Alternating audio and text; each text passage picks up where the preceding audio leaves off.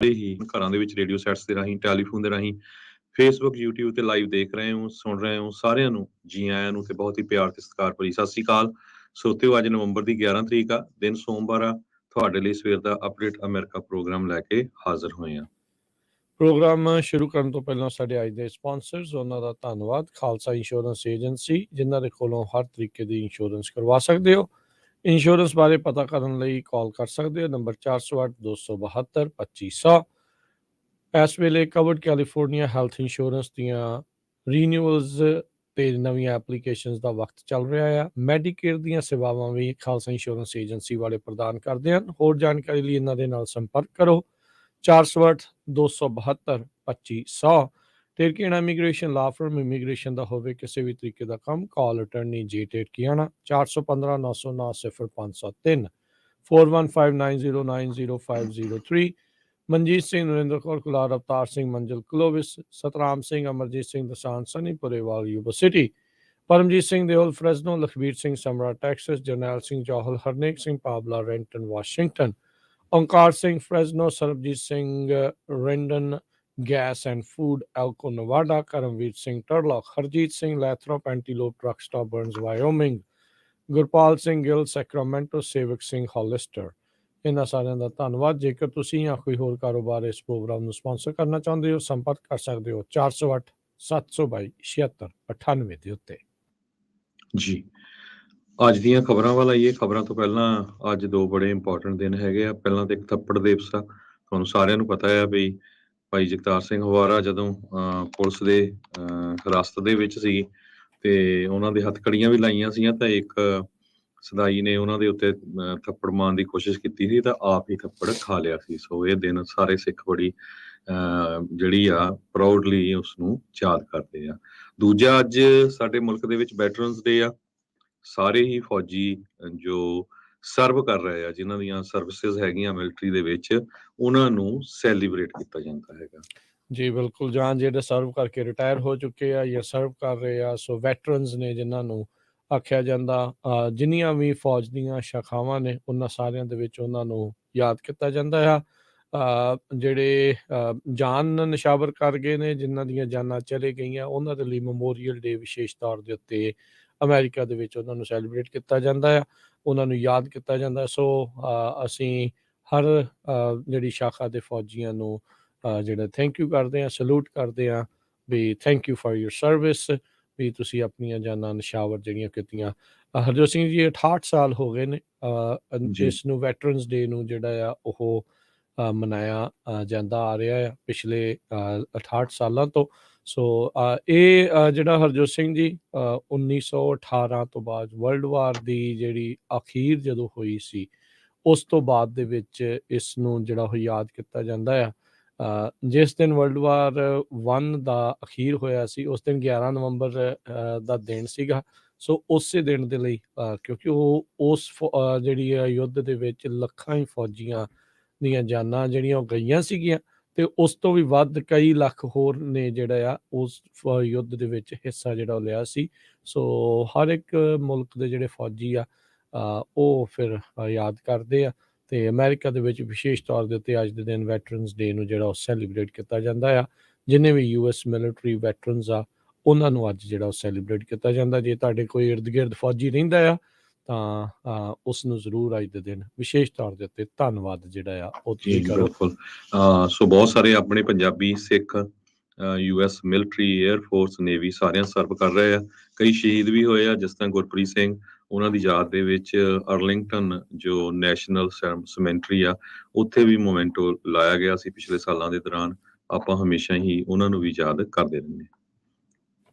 ਜੀ ਬਿਲਕੁਲ, ਇਸ ਵਾਰ ਨਗਰ ਕੀਰਤਨ ਦੇ ਉੱਤੇ ਵੀ ਤੇ ਪਿਛਲੇ ਸਾਲ ਵੀ ਤਕਰੀਬਨ ਹਰ ਸਾਲ ਹੀ ਜਿਹੜੇ ਆ ਉੱਥੇ ਫੌਜੀ ਉਹ ਪਹੁੰਚਦੇ ਨੇ। ਹੋਰ ਵੀ ਕਈ ਨਗਰ ਕੀਰਤਨਾਂ ਦੇ ਉੱਤੇ ਜਿਹੜਾ ਉਹ ਆਉਂਦੇ ਆ। ਸੋ ਲੋਕ ਲਾਈਕ ਵੀ ਕਰਦੇ ਆ ਵੀ ਪੱਗ ਬੰਨੇ ਮੁੰਡੇ ਆਪਣੀਆਂ ਕੌਰ ਕੁੜੀਆਂ ਜਿਹੜੀਆਂ ਆ ਉਹਨਾਂ ਥਾਵਾਂ ਦੇ ਉੱਤੇ ਜਿਹੜਾ ਆ ਉਹ ਜਾ ਕੇ ਸਰਵ ਕਰ ਰਹੀਆਂ। ਤੇ ਹਰਜੋਤ ਸਿੰਘ ਜੀ, ਅਗਲੀਆਂ ਹੁਣ ਖਬਰਾਂ ਦੇ ਵੱਲ ਵਧੀਏ। ਕੱਲ ਟੈਕਸਸ ਦੇ ਇੱਕ ਫੈਡਰਲ ਕੋਰਟ ਨੇ ਸਟੂਡੈਂਟ ਲੋਨ ਬੋਰਵਰਸ, ਜਿਹੜਾ ਪ੍ਰੈਜ਼ੀਡੈਂਟ ਬਾਈਡਨ ਹੁਣਾਂ ਨੇ ਫॉरगिवनेस ਪ੍ਰੋਗਰਾਮ ਰੱਖਿਆ ਸੀ, $10,000 ਤੋਂ $20,000 ਤੱਕ ਜਿਹੜੇ ਫੈਡਰਲ ਸਟੂਡੈਂਟ ਲੋਨਸ ਆ ਉਹਨਾਂ ਦੀ ਮਾਫੀ ਨੂੰ ਉਸ ਨੂੰ ਸਟਰਕ ਡਾਊਨ ਕਰ ਦਿੱਤਾ ਹੈ। ਉਸ ਨੂੰ ਉਹਨਾਂ ਨੇ ਕਿਹਾ ਵੀ ਐਗਜ਼ੈਕਟਿਵ ਬ੍ਰਾਂਚ ਦੇ ਕੋਲ ਇਹ ਪਾਵਰ ਨਹੀਂ ਹੈਗੀ ਵੀ ਇਹ ਜਿਹੜੇ ਸਟੂਡੈਂਟ ਲੋਨਸ ਆ ਉਹਨਾਂ ਨੂੰ ਫਰਗਿਵ ਜਿਹੜਾ ਉਹ ਕਰ ਸਕੇ। ਹੁਣ ਡਿਪਾਰਟਮੈਂਟ ਆਫ ਜਸਟਿਸ ਇਮੀਡੀਏਟਲੀ ਉਹਨਾਂ ਨੇ ਜਿਹੜੇ 5th circuit court of appeals ਆ ਉਸ ਦੇ ਵਿੱਚ ਦਰਖਾਸਤ ਜਿਹੜੀ ਉਹ ਲਾ ਦਿੱਤੀ ਆ ਇਸ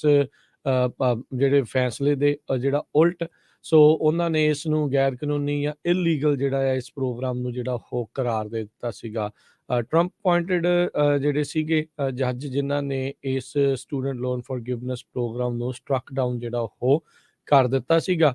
ਸੋ ਕਹਿੰਦੇ ਵੀ ਇਸ ਦੇ ਨਾਲ ਜਿਹੜੀਆਂ ਡਿਪਾਰਟਮੈਂਟ ਆਫ ਐਜੂਕੇਸ਼ਨ ਆ ਉਹਨਾਂ ਨੂੰ ਜਿਹੜੀਆਂ ਡੈਟ ਰਿਲੀਫ ਦੀਆਂ ਐਪਲੀਕੇਸ਼ਨਸ ਆ ਉਸ ਉੱਤੇ ਹੁਣ ਰੋਕ ਲਾਉਣੀ ਪੈ ਚੁੱਕੀ ਆ। ਸੋ ਇਸ ਤੋਂ ਪਹਿਲਾਂ ਕਈਆਂ ਨੇ ਜਿਹੜੇ ਆਲਰੇਡੀ ਐਪਲੀਕੇਸ਼ਨਸ ਭਰ ਦਿੱਤੀਆਂ ਆ, ਕਈਆਂ ਨੇ ਜਿਹੜੀਆਂ ਉਹ ਭਰਨੀਆਂ। ਹੁਣ ਤੱਕ 26 ਮਿਲੀਅਨ ਜਿਹੜੀਆਂ ਹਰਜੋਤ ਸਿੰਘ ਜੀ ਐਪਲੀਕੇਸ਼ਨਸ ਜਿਹੜੀ ਪ੍ਰਸ਼ਾਸਨ ਨੂੰ ਜਿਹੜੀਆਂ ਉਹ ਮਿਲ ਚੁੱਕੀਆਂ ਸੀ, ਜਿਨ੍ਹਾਂ ਵਿੱਚ 10,000 ਦਾ ਸਟੂਡੈਂਟ ਲੋਨ ਫॉरगिवनेस ਤੇ $20,000 ਤੱਕ ਦੀ ਜਿਹੜੀ ਕੈਂਸਲੇਸ਼ਨ ਜਿਹੜੀ ਆ ਜੇ ਪੈਲ ਗ੍ਰਾਂਟ ਵਾਲੇ ਆ ਉਹਨਾਂ ਦੇ ਲਈ ਜਿਹੜੀ ਹੋਊਗੀ।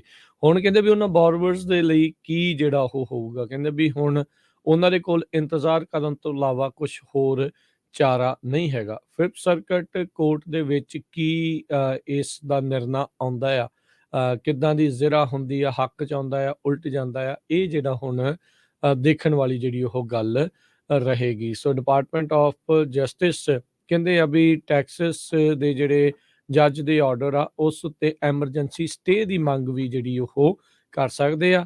ਕਹਿੰਦੇ ਵੀ ਜੇ ਇਹ ਸਟੇ ਉਹਨਾਂ ਨੂੰ ਮਿਲ ਜਾਂਦੀ ਆ ਤਾਂ ਇਹ ਜਿਹੜਾ ਪ੍ਰੋਗਰਾਮ ਆ ਕੁਛ ਚਿਰ ਦੇ ਲਈ ਕੇਸ ਜਿਹੜੇ ਪੈਂਡਿੰਗ ਜਿੰਨੀ ਦੇਰ ਤੱਕ ਚੱਲ ਰਿਹਾ ਆ ਉਦੋਂ ਤੱਕ ਜਿਹੜੇ ਡੈਟ ਕੈਂਸਲ ਵੱਲ ਦਾ ਕੰਮ ਜਿਹੜਾ ਉਹ ਮੁੜ ਚਲਾ ਸਕਦੇ ਆ। ਸੋ ਕਹਿੰਦੇ ਵੀ ਉੱਦਾਂ ਇਹ ਆ ਵੀ ਇਹ ਜਿਹੜੀ ਰੂਲਿੰਗ ਆਉਣ ਦੇ ਨਾਲ ਇਸ ਪੂਰੇ ਪ੍ਰੋਸੈਸ ਦੀ ਜਿਹੜੀ ਟਾਈਮਲਾਈਨ ਆ ਉਹ ਪੂਰੀ ਤਰ੍ਹਾਂ ਜਿਹੜੀ ਆ ਹਿਲ ਜੁਲ ਜਿਹੜੀ ਹੋ ਚੁੱਕੀ ਹੈਗੀ ਆ। ਸੋ 26 ਮਿਲੀਅਨ ਬੋਰਵਰਸ ਜਿਨ੍ਹਾਂ ਨੇ ਡਿਪਾਰਟਮੈਂਟ ਆਫ ਐਜੂਕੇਸ਼ਨ ਨੂੰ ਉਹ ਲੋੜੀਂਦੀ ਜਾਣਕਾਰੀ ਘੱਲ ਦਿੱਤੀ ਸੀਗੀ ਡੈਟ ਰਿਲੀਫ ਦੇ ਲਈ, ਉਹਨਾਂ ਦੇ ਵਿੱਚੋਂ 16 ਮਿਲੀਅਨ ਨੂੰ ਕਹਿੰਦੇ ਆਲਰੇਡੀ ਅਪਰੂਵ ਕਰ ਦਿੱਤਾ ਗਿਆ ਸੀਗਾ ਰਿਲੀਫ ਦੇ ਲਈ, ਪਰ ਡਿਪਾਰਟਮੈਂਟ ਨੂੰ ਹੁਣ ਉਸ ਸਾਰੇ ਮਾਮਲੇ ਦੇ ਉੱਤੇ ਰੋਕ ਲਾ ਕੇ ਰੱਖਣੀ ਪੈਣੀ ਆ ਜਿੰਨੀ ਦੇਰ ਤੱਕ ਇਸ ਪੂਰੇ ਮਸਲੇ ਦਾ ਹੁਣ ਅਦਾਲਤਾਂ ਦੇ ਵਿੱਚ ਸੁਲਝ ਜਿਹੜਾ ਉਹ ਨਹੀਂ ਜਾਂਦਾ ਹੈਗਾ। ਜੀ, ਅਗਲੀ ਖਬਰ ਇਲੈਕਸ਼ਨ ਦੇ ਸੰਬੰਧ ਦੇ ਵਿੱਚ ਦੱਸਦੀ ਜਾਈਏ। ਯੂਐਸ ਦੀ ਇਲੈਕਸ਼ਨ ਦੇ ਵਿੱਚ ਸੈਨੇਟ ਦੇ ਵਿੱਚ ਕਿਸ ਦੀ ਮੈਜੋਰਟੀ ਹੋਊਗੀ ਆਉਣ ਵਾਲੇ 2 ਸਾਲਾਂ ਦੇ ਵਿੱਚ। ਪ੍ਰੈਜ਼ੀਡੈਂਟ ਜੋ ਬਾਈਡਨ ਉਹਨਾਂ ਦਾ ਜੋ ਉਹਨਾਂ ਦਾ ਕਾਰਜਕਾਲ ਹੋਊਗਾ ਉਹਦੇ ਵਿੱਚ ਕਿਸ ਤਰ੍ਹਾਂ ਦੇ ਫੈਸਲੇ ਲਏ ਜਾਣਗੇ, ਇਹ ਫਾਈਨਲੀ ਹੁਣ 2 ਸਟੇਟਸ ਦੇ ਉੱਤੇ ਡਿਪੈਂਡ ਰਹਿ ਗਿਆ ਆ। ਇੱਕ ਐਰੀਜ਼ੋਨਾ ਤੇ ਇੱਕ ਨਵਾਡਾ, ਜਿਹੜੀਆਂ ਅਨਅਕਾਊਂਟਡ ਵੋਟਸ ਹੈਗੀਆਂ ਨਵਾਡਾ ਤੇ ਐਰੀਜ਼ੋਨਾ 'ਚ, ਇਹ ਹੁਣ ਡਿਟਰਮਨ ਕਰਨਗੀਆਂ ਯੂਐਸ ਦੀ ਸੈਨੇਟ ਦਾ ਕੰਟਰੋਲ ਕਿਹਦੇ ਕੋਲ ਹੋਊਗਾ। ਬੜੇ ਹੀ ਥਿਨ ਮਾਰਜਨ ਦੇ ਨਾਲ ਨਵਾਡਾ 'ਚ ਰਿਪਬਲਿਕਨ ਕੈਂਡੀਡੇਟ ਅੱਗੇ ਆ ਤੇ ਐਰੀਜ਼ੋਨਾ ਦੇ ਵਿੱਚ ਡੈਮੋਕ੍ਰੇਟ ਕੈਂਡੀਡੇਟ ਅੱਗੇ ਹੈਗਾ। ਜਾਰਜੀਆ ਦੀ ਸੀਟ ਜੋ ਆ ਉਹ ਰਨ ਆਫ ਦੇ ਵਿੱਚ ਚਲੇ ਗਈ ਆ। ਹੁਣ ਤੁਸੀਂ ਹਿਸਾਬ ਲਾ ਲਓ ਵੀ ਕਿੰਨਾ ਕੁ ਪੈਸਾ ਇਹਦੇ ਤੇ ਖਰਚ ਹੁੰਦਾ। ਆਪਾਂ ਕਹਿੰਦੇ ਤਾਂ ਹੈ ਵੀ ਡੈਮੋਕ੍ਰੇਸੀ ਵਧੀਆ ਚੀਜ਼ ਆ। $262 ਮਿਲੀਅਨ ਦੋਨਾਂ ਕੈਂਡੀਡੇਟਸ ਨੇ ਆਲਰੇਡੀ ਫੰਡ ਰੇਜ਼ਿੰਗ ਕਰ ਲਿਆ ਜਾਰਜੀਆ ਜਿਹੜੀ ਮਿਡ ਟਰਮ ਜਿਹੜੀ ਇਲੈਕਸ਼ਨ ਹੋਣੀ ਹੈਗੀ ਆ। ਸੋ ਦੇਖੋ ਕਿੰਨਾ ਵੱਡਾ ਅਮਾਉਂਟ ਆ। ਹੁਣ ਅਗਲੇ ਮਹੀਨੇ ਇਲੈਕਸ਼ਨ ਹੋਣੀ ਆ ਕਿਉਂਕਿ ਜੇ ਜਿੰਨੇ ਕੁ ਹੁਣ ਰਿਜ਼ਲਟ ਆਏ ਆ ਉਹਨਾਂ ਦੇ ਮੁਤਾਬਕ ਜੋ ਪ੍ਰੋਜੈਕਟ ਕੀਤੇ ਗਏ ਆ, ਸੈਨੇਟ 'ਚ ਰਿਪਬਲਿਕਨ ਕੋ 49 ਹੋ ਗਈਆਂ ਸੀਟਸ ਤੇ ਡੈਮੋਕ੍ਰੇਟ ਕੋ 48 ਆ। ਸੋ 2 ਸੀਟਾਂ 'ਚ ਜੇ ਇੱਕ ਸੀਟ ਨਵਾਡਾ ਦੀ ਰਿਪਬਲਿਕਨ ਕੋ ਚਲੇ ਜਾਂਦੀ ਆ ਤੇ ਉਹਨਾਂ ਕੋ 50 ਹੋ ਜਾਣੀਆਂ ਤਾਂ ਇੱਕ ਡੈਮੋਕ੍ਰੇਟ ਕੋ ਚਲੇ ਜਾਂਦੀ 49 ਹੋ ਜਾਣੀਆਂ। ਫਿਰ ਜੇ ਜਾਰਜੀਆ ਦੀ ਸੀਟ ਆ ਡੈਮੋਕ੍ਰੇਟ ਜਿੱਤ ਜਾਂਦੇ ਫਿਰ 50-50 ਹੋ ਜਾਣੀ, ਜਿਹਦੇ ਵਾਈਸ ਪ੍ਰੈਜ਼ੀਡੈਂਟ ਦੇ ਨਾਲ ਫਿਰ ਉਹ ਫੈਸਲੇ ਲੈ ਸਕਦੇ। ਸੋ ਬਹੁਤ ਹੀ ਇਹ ਜੋ ਫਸਵੀਂ ਟੱਕਰ ਆ। ਹਾਊਸ ਦੀ ਵੀ ਇਦਾਂ ਹੀ ਆ। ਜੋ ਪ੍ਰੋਜੈਕਸ਼ਨਸ ਵੱਖ-ਵੱਖ ਜੋ ਨਿਊਜ਼ ਏਜੰਸੀਜ਼ ਆ ਉਹਨਾਂ ਨੇ ਕੀਤੀਆਂ ਵੀ ਜੀਓਪੀ ਰਿਪਬਲਿਕਨਸ ਦੇ ਕੋਲ 220 ਸੀਟਸ ਹੋਣਗੀਆਂ ਤੇ ਡੈਮੋਕ੍ਰੇਟ ਦੇ ਕੋਲ 215 ਹੋਣਗੀਆਂ। ਅਜੇ ਫਾਈਨਲ ਜਿੱਦਾਂ 209 ਤੇ 100 ਕੁਛ ਦਾ ਨੰਬਰ ਆ, ਸੌਰੀ 211 ਤੇ 191 ਜੀ। ਪਰ ਇਹ ਪ੍ਰੋਜੈਕਸ਼ਨਸ ਆ ਕਿਉਂਕਿ ਕਈ ਸੀਟਸ ਬੜੀਆਂ ਛੋਟੀਆਂ ਬਹੁਤ ਹੀ ਥੋੜੀਆਂ ਵੋਟਾਂ ਦੇ ਫਰਕ ਦੇ ਨਾਲ ਚੱਲ ਰਹੀਆਂ ਆ ਤੇ ਇਹਨਾਂ ਨੂੰ ਇਹਨਾਂ ਦੇ ਫਾਈਨਲ ਰਿਜ਼ਲਟ ਆਉਂਦਿਆਂ ਨੂੰ ਕਹਿੰਦੇ ਬਈ 2 3 4 ਵੀਕ ਵੀ ਲੱਗ ਸਕਦੇ ਹੈਗੇ। ਬਿਲਕੁਲ, ਜਿੰਨੀ ਦੇਰ ਤੱਕ ਅਧਿਕਾਰਤ ਤੌਰ ਦੇ ਉੱਤੇ ਸਰਟੀਫਾਈ ਜਿਹੜਾ ਉਹ ਨਹੀਂ ਹੁੰਦੇ ਉਨੀ ਦੇਰ ਤੱਕ ਜਿਹੜੀ ਇਹ ਚੀਜ਼ ਦੇਖੀ ਜਿਹੜੀ ਹੋ ਜਾਣੀ ਆ। ਸੋ ਕਾਫੀ ਫਸਵਾਂ ਜਿਹੜਾ ਵਕਰਾ ਕਿਉਂਕਿ ਬਹੁਤ ਥਿਨ ਮੈਜੋਰਟੀ ਜਿਹੜੀ ਉਹ ਰਵੇਗੀ, ਪਰ ਮੈਜੋਰਟੀ ਇਜ਼ ਮੈਜੋਰਟੀ ਇਹ ਚੀਜ਼ ਜਿਹੜੀ ਉਹ ਹੁੰਦੀ ਆ। ਪਰ ਉਹ ਵੀ ਉਹਦੇ ਵਿੱਚ ਵੀ ਸਾਰੇ ਜਾਣੇ ਇਕੱਠੇ ਹੋਣਗੇ। ਇਹ ਵੀ ਜਿਹੜੀਆਂ ਨਾਲ ਦੀਆਂ ਨਾਲ ਗੱਲਾਂ ਜਿਹੜੀਆਂ ਉਹ ਦੇਖਣ ਵਾਲੀਆਂ। ਉੱਧਰ ਟਰੰਪ ਹੁਣੀ ਤੇ ਡਿਸੈਂਟਿਸ, ਹਾਲ ਦੀ ਘੜੀ ਡਿਸੈਂਟਿਸ ਤਾਂ ਕੁਝ ਬੋਲ ਨਹੀਂ ਰਹੇ, ਪਰ ਟਰੰਪ ਹੁਣੀ ਆਪਣਾ ਜਿਹੜੀ ਆ ਬੜਬੋਲੇਪਨ ਦੇ ਕਰਕੇ ਅਕਲ ਦਾ ਜਨਾਜ਼ਾ ਕਹਿ ਸਕਦੇ ਹਾਂ ਵੀ ਉਹ ਖੁਦ ਕੱਢ ਰਹੇ ਆ।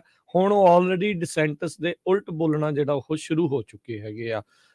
ਉਹਨਾਂ ਨੂੰ ਲੱਗ ਰਿਹਾ ਵੀ 2024 ਦੇ ਵਿੱਚ ਜੇ ਸੰਭਾਵੀ ਰੂਪ ਦੇ ਵਿੱਚ ਉਹਨਾਂ ਨੂੰ ਟੱਕਰ ਕੋਈ ਦੇ ਰਿਹਾ ਆ ਤਾਂ ਉਹ ਰੌਨ ਡਿਸੈਂਟਿਸ ਫਲੋਰੀਡਾ ਦੇ ਵਿੱਚੋਂ ਦੇ ਸਕਦੇ ਆ 2024 ਦੇ ਲਈ ਪ੍ਰੈਜ਼ੀਡੈਂਸ਼ੀਅਲ ਕੈਂਡੀਡੇਟ ਰਿਪਬਲਿਕਨ ਪਾਰਟੀ ਦੇ ਲਈ।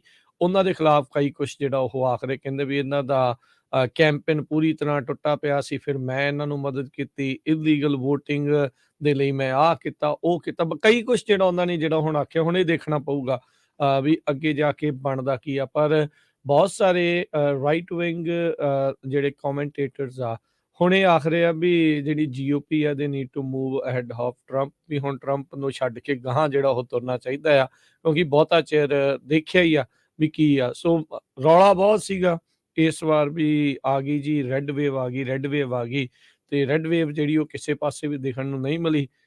ਸਗੋਂ ਸੈਨੇਟ ਦੀ ਇੱਕ ਸੀਟ ਲੂਜ਼ ਹੋਈ ਆ ਤੇ ਜਿੰਨਾ ਗੇਨ ਸੋਚਦੇ ਸੀਗੇ ਵੀ ਹਾਊਸ ਦੇ ਵਿੱਚ ਬੜੀ ਆਸਾਨੀ ਦੇ ਨਾਲ ਮੈਜੋਰਟੀ ਜਿਹੜੀ ਉਹਨਾਂ ਨੂੰ ਜਿੱਤ ਪ੍ਰਾਪਤ ਹੋਊਗੀ, ਉਹ ਵੀ ਬਿਲਕੁਲ ਫਸਵਾਂ ਟੱਕਰ ਜਿਹੜੀ ਇਸ ਟਾਈਮ ਬਣੀ ਪਈ ਹੈਗੀ ਆ। ਸੋ ਇਹ ਕਾਫੀ ਜਿਹੜੇ ਘੋਖ ਵਿਚਾਰ ਕਰਨ ਦੀ ਗੱਲ ਆ। ਜਿੱਦਣ ਰਿਜ਼ਲਟ ਨਾਈਟ ਸੀਗੀ ਉਸ ਦਿਨ ਵੀ ਬਹੁਤ ਸਾਰੇ ਜਿਹੜੇ ਰਿਪਬਲਿਕਨ ਜਿਹੜੇ ਸੀਗੇ ਲੀਡਰਸ, ਉਹਨਾਂ ਨੇ ਵੀ ਇਹ ਚਰਚਾ ਜਿਹੜੀ ਉਹ ਕੀਤੀ ਆ ਵੀ ਆਤਮ ਨਿਰੀਖਣ ਜਿਹੜਾ ਆ ਉਹ GOP ਨੂੰ ਕਿਤੇ ਨਾ ਕਿਤੇ ਕਰਨ ਦੀ ਆ, ਉਸ ਦੇ ਵਿੱਚ ਜ਼ਰੂਰਤ ਰਹੇਗੀ। ਸੋ ਇਹ ਇੱਕ ਵੱਡੀਆਂ ਗੱਲਾਂ। ਤੇ ਬਾਕੀ ਜਿੱਦਾਂ ਹਰਜੋਤ ਜੀ ਨੇ ਪਹਿਲਾਂ ਦੱਸਿਆ, ਨਵਾਡਾ ਐਰੀਜ਼ੋਨਾ ਜਿਹੜਾ ਆ ਉਹੀ ਹੁਣ ਦੱਸੂਗਾ ਵੀ ਹਾਊਸ ਦੇ ਵਿੱਚ ਸੈਨੇਟ ਦੇ ਵਿੱਚ ਕਿਹਦਾ ਕੰਟਰੋਲ ਜਿਹੜਾ ਉਹ ਰਹਿ ਸਕਦਾ ਆ।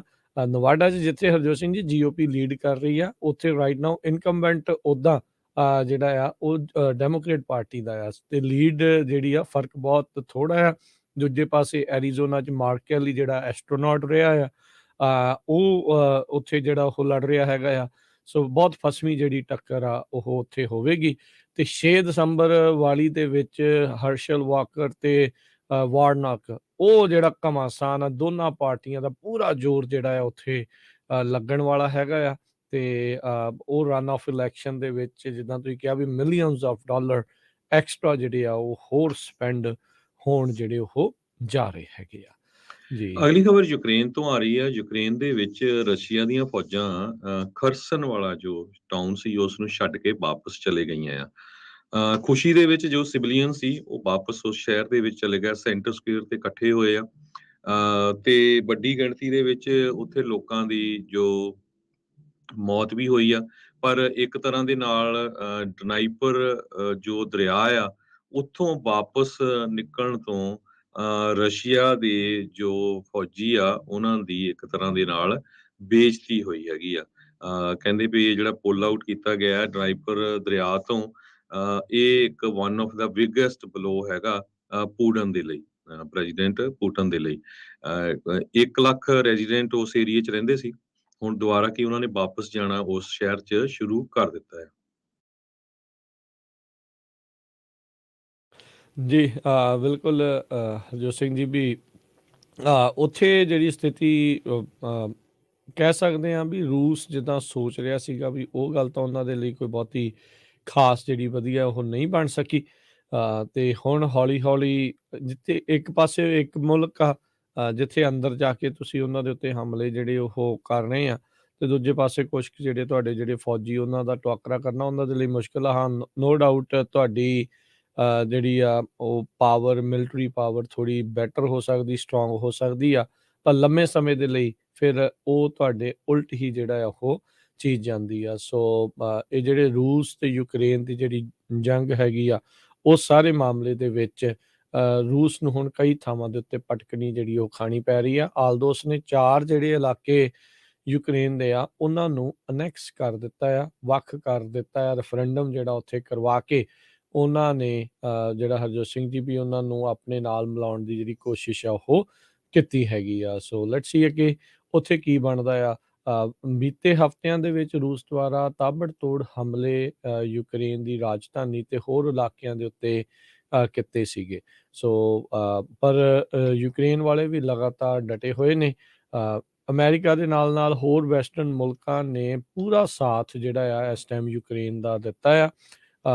ਹਰ ਤਰ੍ਹਾਂ ਦੀ ਜਿਹੜੀ ਮਿਲਟਰੀ ਚੀਜ਼ਾਂ ਖਰੀਦਣ ਦੇ ਲਈ ਜਿਹੜੀਆਂ ਰਾਸ਼ੀ ਆ ਬਿਲੀਅਨਸ ਆਫ ਡਾਲਰ ਹੁਣ ਤੱਕ ਅਮਰੀਕਾ ਨੇ ਜਿਹੜਾ ਇਹਨਾਂ ਨੂੰ ਪ੍ਰਦਾਨ ਕਰ ਚੁੱਕੇ ਆ, ਤੇ ਇਸੇ ਤਰੀਕੇ ਦੇ ਨਾਲ ਹੋਰ ਯੂਰਪੀਅਨ ਮੁਲਕਾਂ ਦੇ ਦੁਆਰਾ ਵੀ ਉਹਨਾਂ ਨੂੰ ਰਾਹਤ ਜਿਹੜੀ ਉਹ ਦਿੱਤੀ ਗਈ ਹੈਗੀ ਆ। ਸੋ ਇਹ ਜਿਹੜਾ ਯੁੱਧ ਹੋਰ ਕਿੰਨਾ ਕੁ ਚਿਰ ਜਿਹੜਾ ਉਹ ਚੱਲੇਗਾ ਇਹ ਦੇਖਣਾ ਜਿਹੜਾ ਉਹ ਪਵੇਗਾ।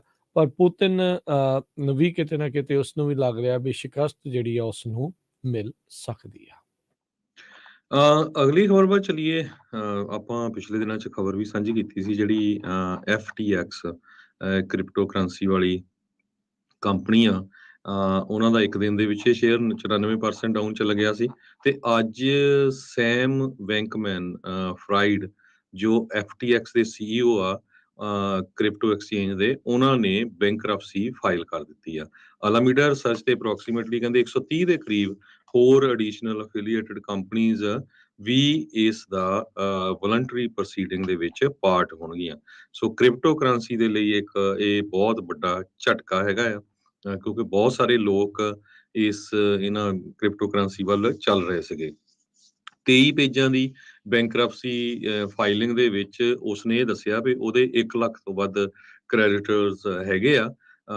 ਐਸੈਟਸ ਉਹਨਾਂ ਨੇ 10 ਬਿਲੀਅਨ ਤੋਂ ਲੈ ਕੇ 50 ਬਿਲੀਅਨ ਦੇ ਕਰੀਬ ਦੱਸੇ ਆ, ਤੇ ਲਾਇਬਿਲਿਟੀ ਵੀ 10 ਬਿਲੀਅਨ ਤੋਂ ਲੈ ਕੇ 50 ਬਿਲੀਅਨ ਤੱਕ ਹੈਗੀ ਆ। ਸੋ ਇਹ ਇੱਕ ਬਹੁਤ ਵੱਡੀ ਕ੍ਰਿਪਟੋ ਵਾਲੀ ਕੰਪਨੀ ਸੀ ਜਿਸ ਨੇ ਅੱਜ ਬੈਂਕਰਪਸੀ ਫਾਈਲ ਕਰ ਦਿੱਤੀ ਹੈ। ਜੀ ਹੋਣਾ ਹੀ ਸੀ ਜਿਹੜਾ ਹਰਜੋਤ ਸਿੰਘ ਜੀ, ਇੱਕੋ ਦਿਨ 'ਚ 94% ਜਦੋਂ ਤੁਸੀਂ ਆਪਣਾ ਲੂਜ਼ ਜਿਹੜਾ ਉਹ ਕਰ ਜਾਓ ਤਾਂ ਉੱਥੇ ਫਿਰ ਕੁਝ ਬਹੁਤਾ ਬਚਦਾ ਨਹੀਂ ਆ, ਤੇ ਉਹਨੂੰ ਬਾਹਰ ਦਾ ਰਸਤਾ ਵੀ ਜਿਹੜਾ ਕਹਿੰਦੇ ਵੀ CEO ਨੂੰ ਜਿਹੜਾ ਉਹ ਦਿਖਾਉਣਾ ਪਿਆ, ਤੇ ਉਹ ਅਸਤੀਫਾ ਵੀ ਜਿਹੜਾ ਸ਼ਾਇਦ ਉੱਤੋਂ ਦੇ ਕੇ ਆਇਆ, ਤੇ ਕੰਪਨੀ ਫਿਰ ਹੁਣ ਡੈਡ ਹੋਊਗੀ। ਕੰਪਨੀ ਡੈਡ ਹੋਊਗੀ, ਲੋਕਾਂ ਦੀਆਂ ਜੌਬਸ ਵੀ ਜਿਹੜੀਆਂ ਨਾਲ ਦੇ ਨਾਲ ਜਾਣਗੀਆਂ, ਤੇ ਲੋਕਾਂ ਦੀ ਇਨਵੈਸਟਮੈਂਟ ਆ ਉਹ ਵੀ ਇਸ ਦੇ ਵਿੱਚ ਜੀ ਕਹਿੰਦੇ ਬਹੁਤ ਸਾਰੇ ਲੋਕ ਰੋ ਰਹੇ ਆ ਵੀ ਅਸੀਂ ਇੱਕ ਤਰ੍ਹਾਂ ਨਾਲ ਡਿਊਪਡ ਹੋ ਗਏ, ਵੀ ਬਹੁਤ ਸਾਡਾ ਜਿੱਦਾਂ ਧੋਖਾ ਹੀ ਹੋਇਆ। ਸੋ ਇਦਾਂ ਹੁੰਦੀ ਆ ਵੀ ਜਦੋਂ ਤੁਸੀਂ ਗੱਲਾਂ ਕਰਕੇ ਇੱਕ ਦੂਜੇ ਦੇ ਮਗਰ ਲੱਗਦੇ ਆ ਤੇ ਫਿਰ ਇਹ ਕੰਮ ਹੋ ਜਾਂਦਾ ਹੈਗਾ। ਇੱਥੇ ਇੱਕ ਹੋਰ ਮਸਲਾ ਵੀ ਹੈ ਹਰਜੋਤ ਸਿੰਘ ਜੀ, ਆਪਣੇ ਬਹੁਤ ਸਾਰੇ ਜਿਹੜੇ ਆ ਨਾ ਕਈ ਵਾਰੀ ਰੈਗੂਲੇਟਡ ਤੇ ਅਨਰੈਗੂਲੇਟਡ ਦੇ ਉੱਤੇ ਬੜੀ ਕਰਦੇ ਆ, ਕਹਿੰਦੇ ਵੀ ਰੈਗੂਲੇਸ਼ਨਸ ਬਹੁਤੀਆਂ ਨਹੀਂ ਚਾਹੀਦੀਆਂ। ਹੁਣ ਕ੍ਰਿਪਟੋਜ਼ ਅਨਰੈਗੂਲੇਟਡ ਸੀਗੀਆਂ, ਉਸ ਦੇ ਵਿੱਚ ਕੀ ਕੁਛ ਜਿਹੜਾ ਉਹ ਨਹੀਂ ਵਾਪਰਿਆ, ਪਰ ਆਪਾਂ ਉਹੀ ਦੇਖਦੇ ਵੀ ਜਿੱਥੇ ਆਪਾਂ ਨੂੰ ਫਾਇਦਾ, ਜਦੋਂ ਤੋਂ ਫਾਇਦਾ ਹੋ ਰਿਹਾ ਹੁੰਦਾ ਉਦੋਂ ਕਹਿੰਦੇ ਵੀ ਅਨਰੈਗੂਲੇਟਡ ਠੀਕ ਆ, ਤੇ ਜਦੋਂ ਨੁਕਸਾਨ ਇਦਾਂ ਹੋ ਜਾਂਦਾ ਤੇ ਫਿਰ ਕਹਿੰਦੇ ਵੀ ਰੈਗੂਲੇਟਡ ਜਿਹੜੀ ਆ ਉਹ ਚੀਜ਼ ਹੋਣੀ ਚਾਹੀਦੀ ਸੀ। ਤੇ ਜਦੋਂ ਰੈਗੂਲੇਸ਼ਨਸ ਉਹ ਵਧਾ ਦਿੰਦੇ ਆ ਤੇ ਕਹਿੰਦੇ ਆ ਵੀ ਸਾਡਾ ਜਿਹੜੀ ਸੰਘੀ ਜਿਹੜੀ ਆ ਉਹ ਘੁੱਟੀ ਜਾ ਰਹੀ ਆ। ਸੋ ਇਹ ਜਿਹੜੀ ਰੈਗੂਲੇਸ਼ਨ ਐਂਡ ਅਨਰੈਗੂਲੇਟਡ ਵਾਲੀ ਜਿਹੜੀ ਚਰਚਾ ਆ, ਇਹ ਹਮੇਸ਼ਾ ਹੀ ਦੋ ਧਾਰੀ ਤਲਵਾਰ ਰਹਿੰਦੀ ਆ। ਜਦੋਂ ਤਾਂ ਫਾਇਦਾ ਹੋ ਰਿਹਾ ਹੁੰਦਾ ਫਿਰ ਤਾਂ ਬਹੁਤ ਸੋਹਣੀ ਲੱਗਦੀ ਆ ਅਨਰੈਗੂਲੇਟਡ ਚੀਜ਼। ਸੋ ਦੇਖੋ ਕੁਝ ਦਿਨਾਂ ਦੇ ਵਿੱਚ ਰਾਜਕਰਮਵੀਰ ਸਿੰਘ ਜੀ 32 ਬਿਲੀਅਨ ਡਾਲਰ ਦੀ ਕੰਪਨੀ ਜ਼ੀਰੋ ਹੀ ਹੋ ਗਈ। ਸੋ ਇਦਾਂ ਹੁੰਦੀ ਆ। ਸੋ ਆਪਾਂ ਦੇਖਦੇ ਹਾਂ ਬੜਬੜੀਆਂ ਕੰਪਨੀਆਂ ਵੀ ਜਿਹੜੀਆਂ ਫੇਲ ਹੋ ਜਾਂਦੀਆਂ। ਸੋ ਹੁਣ ਚਰਚਾ ਬਹੁਤ ਚਿਰ ਤੋਂ ਤਾਂ ਵੈਸੇ ਚੱਲ ਰਹੀ ਆ ਵੀ ਕ੍ਰਿਪਟੋਜ਼ ਨੂੰ ਕ੍ਰਿਪਟੋ ਕਰੰਸੀਜ਼ ਨੂੰ ਰੈਗੂਲੇਟਡ ਕਰੋ। ਸਰਕਾਰ ਕਰਨਾ ਚਾਹੁੰਦੀ ਆ, ਪਰ ਕ੍ਰਿਪਟੋ ਜਿਹੜੀ ਇੰਡਸਟਰੀ ਆ ਉਹ ਨਹੀਂ ਚਾਹੁੰਦੀ ਵੀ ਇਸ ਦੇ ਉੱਤੇ ਰੈਗੂਲੇਸ਼ਨ ਜਿਹੜੀਆਂ ਹੋਰ ਵਧਣ, ਪਰ ਉਸ ਦੇ ਵਿੱਚ ਫਿਰ ਨਾਲ ਰਿਸਕ ਜਿਹੜੇ ਉਹ ਇਦਾਂ ਦੇ FTX ਵਰਗੀ ਜਿਹੜੀ ਕੰਪਨੀ ਵਰਗੀ ਜਿਹੜੀ ਉਹ ਵੀ ਨਾਲ ਦੇ ਨਾਲ ਰਹਿੰਦੇ ਆ, ਵੀ ਪਤਾ ਨਹੀਂ ਕਿਹਦੇ ਮਨ ਦੇ ਵਿੱਚ ਕੀ ਆ। ਫੈਡਰਲੀ ਸਿਕਿਉਰ ਨਹੀਂ ਹੁੰਦੀਆਂ ਇਦਾਂ ਦੀਆਂ ਜਿਹੜੀਆਂ ਉਹ ਚੀਜ਼ਾਂ। ਸੋ ਇਹ ਚੀਜ਼ਾਂ ਜਿਹੜੀਆਂ ਉਹ ਦੇਖਣ ਨੂੰ ਮਿਲਦੀਆਂ। ਅਗਲੀ ਜਿਹੜੀ ਗੱਲ ਕਰਦੇ ਜਾਈਏ COP27 ਜਿਹੜੇ ਹਰਜੋਤ ਸਿੰਘ ਜੀ ਇਸ ਟਾਈਮ ਚੱਲ ਰਿਹਾ ਮਿਸਰ ਇਜਿਪਟ ਦੇ ਵਿੱਚ, ਜਿੱਥੇ ਹਰ ਸਾਲ ਮਿਲਦੇ ਨੇ ਵੱਡੇ ਵੱਡੇ ਜਿਹੜੇ ਮੁਲਕ, ਡਿਵੈਲਪਿੰਗ ਤੋਂ ਲੈ ਕੇ ਡਿਵੈਲਪਡ ਨੇਸ਼ਨ, ਵਿਕਾਸਸ਼ੀਲ ਤੋਂ ਲੈ ਕੇ ਵਿਕਸਿਤ ਜਿਹੜੇ ਮੁਲਕ ਨੇ, ਉਹ ਜਿਹੜੇ ਆ ਹਰਜੋਤ ਸਿੰਘ ਜੀ ਮਿਲਦੇ ਨੇ, ਤੇ ਕਲਾਈਮੇਟ ਚੇਂਜ ਨੂੰ ਲੈ ਕੇ ਚਰਚਾ ਜਿਹੜੀ ਉੱਥੇ ਚੱਲਦੀ ਆ। ਇਹ ਜਿਹੜੀ UN ਕਲਾਈਮੇਟ ਚੇਂਜ ਦੀ ਜਿਹੜੀ ਕਾਨਫਰੰਸ ਆ ਹਰ ਸਾਲ ਹੁੰਦੀ ਆ, ਤੇ ਇਸ ਸਾਲ ਵੀ ਜਿਹੜੀ ਉੱਥੇ ਹੋ ਰਹੀ ਆ, ਜਿੱਥੇ ਕਿ ਜਿਹੜੇ ਵਿਕਾਸਸ਼ੀਲ ਮੁਲਕ ਨੇ ਉਹਨਾਂ ਦੀ ਇਹ ਮੰਗ ਜਿਹੜੀ ਉਹ ਰਹੀ ਆ ਵੀ ਜਿਹੜੇ ਵਿਕਸਿਤ ਮੁਲਕ ਆ ਉਹ ਹੁਣ ਸਾਨੂੰ ਜਿਹੜਾ ਆਖਤਾ ਰਹੇ ਆ ਵੀ ਤੁਸੀਂ ਆ ਵੀ ਘੱਟ ਕਰੋ ਉਹ ਵੀ ਘੱਟ ਕਰੋ, ਪਰ ਜੋ ਇੰਡਸਟਰੀਅਲ ਰੈਵੋਲੂਸ਼ਨ ਤੋਂ ਲੈ ਕੇ ਹੁਣ ਤੱਕ ਉਹਨਾਂ ਨੇ ਜਿਹੜਾ ਵਿਕਾਸ ਕੀਤਾ ਉਸ ਦਰਮਿਆਨ ਬਹੁਤ ਸਾਰਾ ਜਿਹੜਾ ਵਾਤਾਵਰਨ ਆ ਉਸ ਨੂੰ ਗੰਧਲਾ ਕੀਤਾ, ਕਲਾਈਮੇਟ ਚੇਂਜ ਦੇ ਵਿੱਚ ਵੱਡੇ ਜਿਹੜੇ ਯੋਗਦਾਨ ਪਾਏ। ਕਹਿੰਦੇ ਵੀ ਉਸ ਦੇ ਲਈ ਉਹਨਾਂ ਨੂੰ ਖਮਿਆਜ਼ਾ ਜਿਹੜਾ ਉਹ ਜ਼ਰੂਰ ਦੇਣਾ ਚਾਹੀਦਾ ਆ। ਸੋ ਅੱਜ ਪ੍ਰੈਜ਼ੀਡੈਂਟ ਬਾਈਡਨ ਵੀ ਉੱਥੇ ਪਹੁੰਚੇ ਤੇ ਉਹਨਾਂ ਨੇ ਇਹੀ ਗੁਹਾਰ ਜਿਹੜੀ ਲਾਈ ਵੀ ਅਸੀਂ ਆਪਣਾ ਬਣਦਾ ਹੋਇਆ ਯੋਗਦਾਨ ਆ, ਅਸੀਂ ਆਪਣਾ ਜਿਹੜਾ ਹਿੱਸਾ ਹੈ ਇਸ ਚੀਜ਼ ਦੇ ਵਿੱਚ ਜ਼ਰੂਰ ਪਾਵਾਂਗੇ ਵੀ ਆਪਾਂ ਜਿਹੜਾ ਕਲਾਈਮੇਟ ਹੈਲਥ ਦੇ ਵੱਲ ਨੂੰ ਵੱਧ ਰਹੇ ਹਾਂ ਵੀ ਇਸ ਦੇ ਵਿੱਚੋਂ ਜਿਹੜਾ ਉੱਥੇ ਉਧਰ ਨੂੰ ਜਿਹੜਾ ਉਹ ਨਾ ਪਹੁੰਚੀਏ। ਸੋ ਇਹ ਜਿਹੜੀ ਹਰਜੋਤ ਸਿੰਘ ਦੀ ਗੱਲ ਹੋਊਗੀ।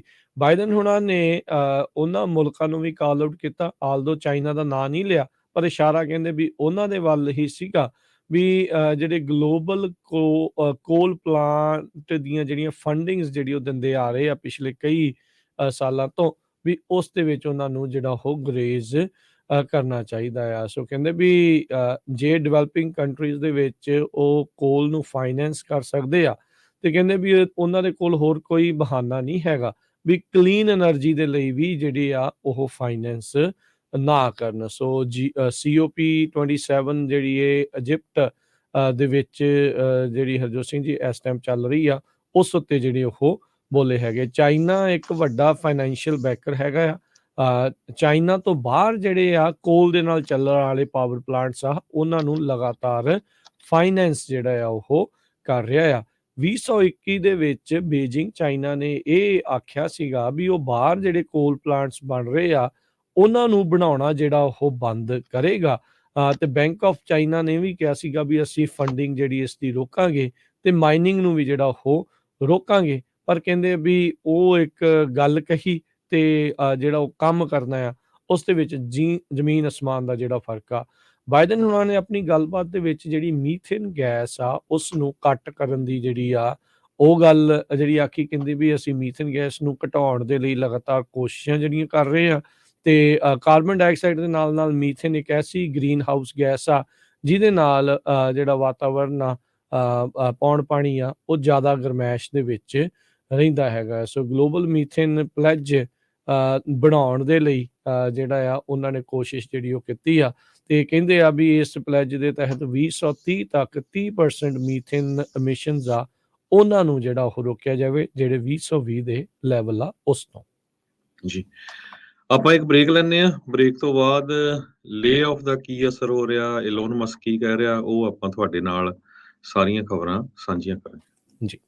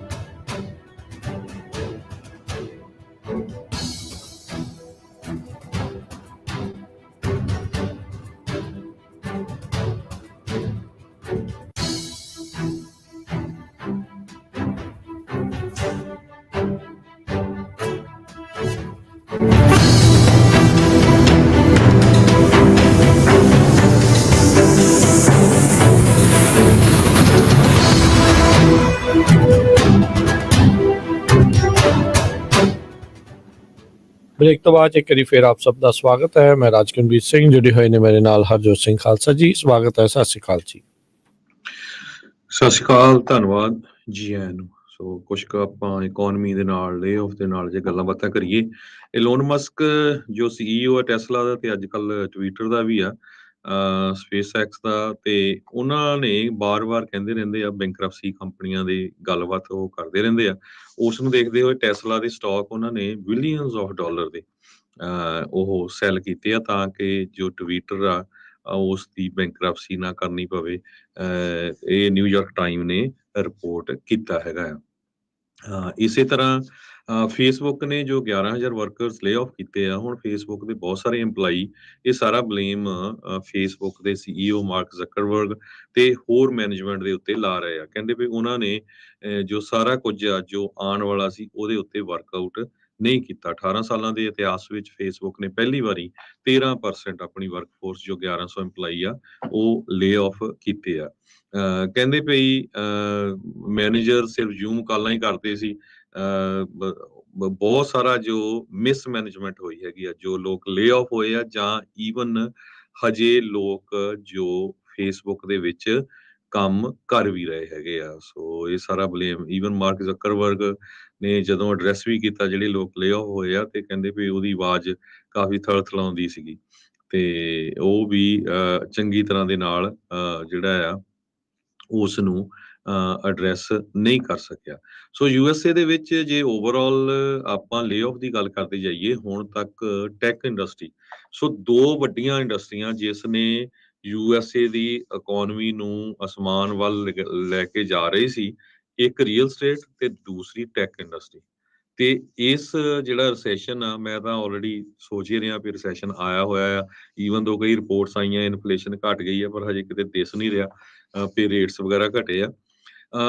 ਜੋ ਦੋ ਚੀਜ਼ਾਂ ਰੀਅਲ ਸਟੇਟ ਤੇ ਟੈਕ ਇੰਡਸਟਰੀ ਨੇ ਇਕੋਨਮੀ 'ਚ ਬਹੁਤ ਵੱਡਾ ਯੋਗਦਾਨ ਪਾਇਆ ਪਿਛਲੇ ਸਾਲਾਂ ਦੇ ਦੌਰਾਨ, ਤੇ ਦੋਨੋਂ ਹੀ ਸਭ ਤੋਂ ਜ਼ਿਆਦਾ ਹਰਟ ਹੋਈਆਂ ਆ। 4 ਵਾਰ 0.75 ਬੇਸਿਸ ਪੁਆਇੰਟ ਇੰਟਰਸਟ ਰੇਟ ਵਧਾਉਣ ਦੇ ਨਾਲ ਇਹਦਾ ਸਾਰਾ ਅਸਰ ਪਿਆ। ਜਿੰਨੀਆਂ ਰਿਪੋਰਟਸ ਆ ਰਹੀਆਂ ਹੁਣ ਤੱਕ, ਜਨਵਰੀ ਤੋਂ ਲੈ ਕੇ ਹੁਣ ਤੱਕ 1 ਲੱਖ ਦੇ ਕਰੀਬ ਟੈਕ ਇੰਡਸਟਰੀ ਦੇ ਵਿੱਚੋਂ ਲੇ ਆਫ ਹੋ ਚੁੱਕੇ ਹੈਗੇ ਆ। ਸੋ ਇਹ ਇੱਕ ਬਹੁਤ ਵੱਡਾ ਨੰਬਰ ਹੈਗਾ 10 ਮਹੀਨਿਆਂ ਦੇ ਵਿੱਚ। ਸਭ ਤੋਂ ਜ਼ਿਆਦਾ ਅਸਰ ਇਹਦਾ ਜੋ H1 ਦੇ ਉੱਤੇ ਇੰਡੀਅਨ ਮੂਲ ਦੇ ਲੋਕ ਹੈਗੇ ਆ, ਭਾਰਤੀ ਮੂਲ ਦੇ, ਉਹਨਾਂ ਦੇ ਉੱਤੇ ਬਹੁਤ ਅਸਰ ਪੈ ਰਿਹਾ।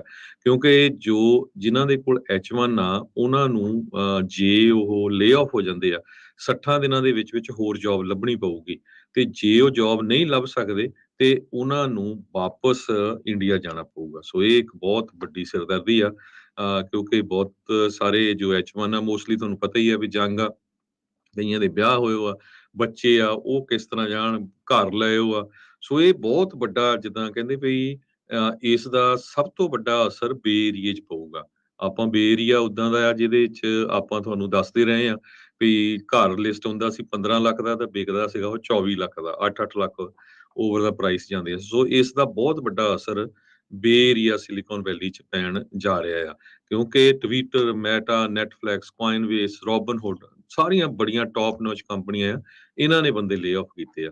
ਸੋ ਇਹ ਸਾਰਿਆਂ ਨੂੰ ਦੇਖਦੇ ਹੋਏ ਇੰਡੀਆ ਦੇ ਵਿੱਚ ਇੱਕ CEO ਆ ਹਰਸ਼ ਜੈਨ, ਉਸਨੇ ਕੰਪਨੀ ਬਣਾਈ ਉਹ ਡ੍ਰੀਮ 11। ਉਹ ਕਹਿੰਦਾ ਵੀ ਜਿਹੜੇ ਵੀ ਲੋਕ H1 ਤੇ ਲੇ ਆਫ ਹੋ ਰਿਹਾ ਤੁਹਾਨੂੰ ਛੱਡਣਾ ਪੈਣਾ ਆ USA, ਤੇ ਤੁਸੀਂ ਮੇਰੀ ਕੰਪਨੀ 'ਚ ਆ ਕੇ ਇੰਡੀਆ ਦੇ ਵਿੱਚ ਕੰਮ ਕਰ ਸਕਦੇ ਹੋ। ਪਰ ਹੁਣ ਇਹ ਕਿੰਨਾ ਕੁ ਸੌਖਾ ਹੋਊਗਾ ਇਹ ਤੁਹਾਨੂੰ ਪਤਾ ਹੀ ਆ ਵੀ ਕਾਫੀ ਹਾਰਡ ਆ। ਜਿਨ੍ਹਾਂ ਦੇ ਬੱਚੇ ਇੱਥੇ ਪੜ੍ਹਦੇ ਆ, ਇੱਕਦਮ ਤੁਹਾਨੂੰ 60 ਦਿਨਾਂ ਦੇ ਵਿੱਚ ਜਾਣਾ ਪੈ ਜਾਏ ਤੇ ਇਹ ਬਹੁਤ ਹਾਰਡ ਹੋਊਗਾ। ਤੇ ਦੂਸਰਾ ਸਭ ਤੋਂ ਅਨਫੋਰਚੂਨੇਟ ਪਾਰਟ ਇਹ ਆ ਕਿ ਆਪਣਾ ਮੁਲਕ ਪੂਰੀ ਤਰ੍ਹਾਂ ਡਿਵਾਈਡਡ ਆ ਪੋਲੀਟੀਕਲ ਲਾਈਨਸ ਦੇ ਉੱਤੇ।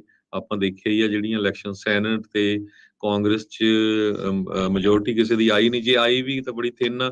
ਤੇ ਇਮੀਗ੍ਰੇਸ਼ਨ ਦੇ ਮੁੱਦੇ ਨੂੰ ਲੈ ਕੇ ਮੈਨੂੰ ਨਹੀਂ ਲੱਗਦਾ ਆਉਣ ਵਾਲੇ 2 ਸਾਲਾਂ 'ਚ ਕੋਈ ਜੋ ਲਾਅ ਆ ਉਹ ਪਾਸ ਹੋ ਜਾਏ, ਜਾਂ ਇਦਾਂ ਹੀ ਹੋਵੇ ਵੀ ਭਾਈ ਜਿਹੜੇ ਲੋਕ ਲੇ ਆਫ ਹੋਏ ਆ ਉਹਨਾਂ ਨੂੰ ਸਾਲ ਦੀ ਐਕਸਟੈਂਸ਼ਨ ਦਿੱਤੀ ਜਾਂਦੀ ਆ 60 ਦਿਨਾਂ ਨਾਲੋਂ, ਕਿਉਂਕਿ 60 ਦਿਨਾਂ 'ਚ ਸਾਰੀਆਂ ਕੰਪਨੀਆਂ ਨੇ ਤਾਂ ਫਰੀਜ਼ਿੰਗ ਕੀਤੀ, ਉਹ ਤੇ ਹਾਰ ਵੀ ਕੌਣ ਕਰੂਗਾ। ਸੋ ਇਹ ਇੱਕ ਬਹੁਤ ਵੱਡੀ ਸਿਰਦਰਦੀ ਜੋ ਭਾਰਤੀ ਮੂਲ ਦੇ IT ਵਰਕਰਸ ਆ ਉਹਨਾਂ ਦੇ, ਪਰ ਕੱਲਾ ਭਾਰਤੀ ਨਹੀਂ ਜਾਂ ਚਾਈਨੀਜ਼ ਮੂਲ ਜਿਹੜੇ ਬਾਹਰੋਂ ਆਏ ਹੈਗੇ H1 ਤੇ, ਉਹਨਾਂ ਲਈ ਬਹੁਤ ਵੱਡੀ ਸਿਰਦਰਦੀ ਹੈ। ਜੀ ਬਿਲਕੁਲ 2007-2008 ਦੀ ਜਦੋਂ ਰਿਸੈਸ਼ਨ ਹਰਜੋਤ ਸਿੰਘ ਜੀ ਆਏ ਸੀ, ਉਦੋਂ ਇਹ ਗੱਲਾਂ ਸੁਣਨ ਨੂੰ ਮਿਲਦੀਆਂ ਸੀਗੀਆਂ। ਜਦੋਂ ਇਹ ਲੇ ਆਫ ਹੋਏ, ਜਿੱਦਾਂ ਤੁਸੀਂ ਜ਼ਿਕਰ ਕੀਤਾ, ਉਹ ਖਾਸ ਕਰਕੇ ਉਹ ਲੋਕਾਂ ਦਾ ਜਿਨ੍ਹਾਂ ਦੇ ਕੋਲ ਕੋਈ ਚਾਰਾ ਹੀ ਨਹੀਂ, ਇੱਥੇ ਰਹਿਣ ਦੀ ਕੋਈ ਫਿਰ ਸਹੂਲਤ ਨਹੀਂ ਬਣਦੀ, ਜਾਂ ਲੀਗਲ ਸਟੇ ਕਰਨ ਦਾ ਜਿਹੜਾ ਫਿਰ ਕੋਈ ਚਾਰਾ ਨਹੀਂ ਬਣਦਾ।